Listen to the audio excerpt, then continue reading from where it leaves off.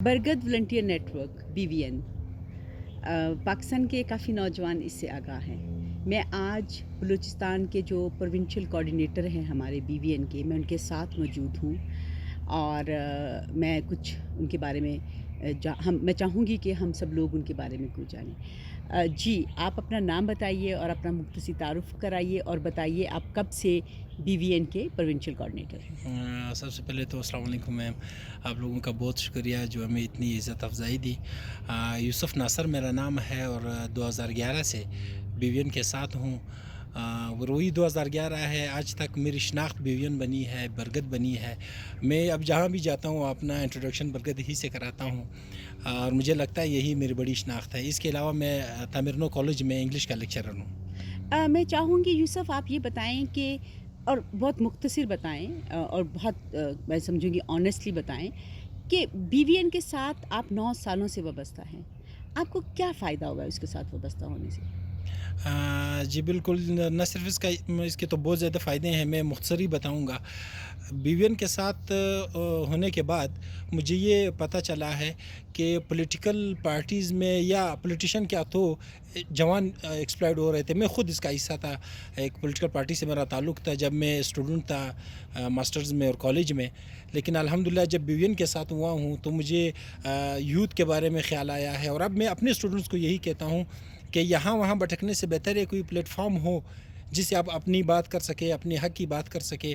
और जब हम लाहौर आए, कराची आए, यहाँ आप लोग आए तो हमें एक और अपनायत महसूस हुआ। यहाँ जो नफ़रत फैली हुई है या वहाँ पे हमारे मुतालिक जो बातें हो रही हैं, यकीन करिए फ़र्स्ट टाइम जब मैं आया तो वहाँ जब लोग मिलते थे, अच्छा वहाँ पे लोगों को मारा जाता है, मतलब इस तरह के क्वेश्चन थे, मुझे भी अजीब लगा। और यहाँ हमारे इस शहर में जो लोग सोचते हैं कि पंजाब में जो हैं वो लोग पठानों को किस नज़र से देखते हैं या बलोचों को के बारे में क्या सोचते हैं, तो मुझे अब ये यकीन है कि मुझसे जितना हो सका है मैंने अपने इस इलाके का, अपने लोगों का वहाँ पे इमेज दिखाया है, अच्छा इमेज है और वहाँ के लोगों का यहाँ बताया है। आज भी मैं आपकी तारीफ़ कर रहा था, मैं अपनी घर वाली को बता रहा था कि काम करने वाले लोग ये हैं। सुबह 7 बजे आपकी कॉल आई थी और मैंने कहा हम लोग तो कोई 10 बजे उठते हैं, तो ये मैं इसका चाहूँगी यूसुफ़ कि आप बताएं कि 9 सालों में जैसे आपने बताया एक अच्छा पॉइंट है कि एक लोगों के राब्ते बने ना, पंजाब और बलूचिस्तान के बलूचिस्तान नौजवानों के आपस में राब्ते बने और इन राब्तों से ज़ाहिर है फ़ायदा हुआ एक दूसरे की जो हमारे एक दूसरे के बारे में गलत फहमियाँ हैं, बिल्कुल। हमें उनके बारे में पता चला। लेकिन आपने यहाँ पर कोई ऐसी चीज़ जो सीखी इस प्लेटफॉर्म से और आगे लोगों तक पहुँचाई, उसके बारे में कुछ बताएं। हाँ, ये बहुत ज़्यादा ऐसी चीज़ें थी जिनके बारे में हमारा बिल्कुल ख़्याल ही नहीं था। एक तो ये कि ये माइनॉरिटीज़ जो हमारे आस-पास है जो रह रही हैं। कल क्वेटा में हमारा सेशन हुआ, ये मेरा भी फ़र्स्ट टाइम है, क्वेटा में रह रहा हूँ, यहाँ पे मेरे ये ज़िंदगी के 28-29 साल गुज़रे हैं।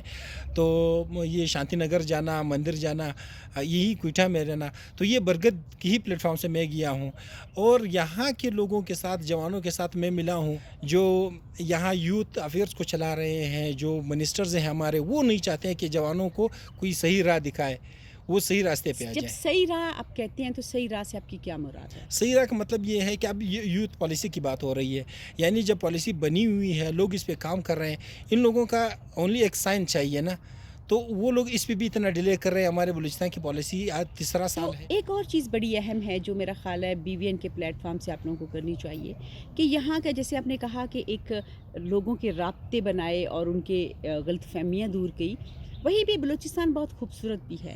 तो आपके कोयटा से बाहर निकल के, क्योंकि आप प्रोविंशियल कोऑर्डिनेटर हैं, कोयटा से बाहर निकल के बाकी जगहों पे भी आपको अपने राब्ते बढ़ाने चाहिए थे, उसके बारे में आप क्या कहेंगे? इस हवाले से मैडम नूर आई थी यहाँ पे, रबिया से मेरा रब्ता रहता है, आपसे तो इतना रब्ता नहीं रहता, तो उन्हें मैंने कहा कि हमारी क्वेटा में अच्छी खासी एक बड़ी टीम बन गई BVN की और वो रजिस्ट्रेशन के लिए बहुत ज़्यादा इंसिस्ट कर रहे थे। फिर मैं हमारा एक पेज है, उस पर रजिस्ट्रेशन फॉर्म है, तो बलूचिस्तान से अच्छी खासी तादाद है हमारी। और ये सिर्फ क्वेटा की नहीं है मैम, ये क्वेटा में रहने वाले लोग सारे बलूचिस्तान से हैं। यहाँ पे अगर आप एजुकेशन की बात करो तो हमारे बाकी उसमें नहीं मिलेगा। तो अगर BVN के मेंबर से कभी मैं आपकी मुलाकात कराऊँ या उनका आपको तारुफ़ कराऊँ तो कोई आपको ज़ियारत का लगेगा, कोई पशीन का लगेगा, कोई खुशदार का लगेगा, कोई तुरबत का है, तो हमारी एक टीम है।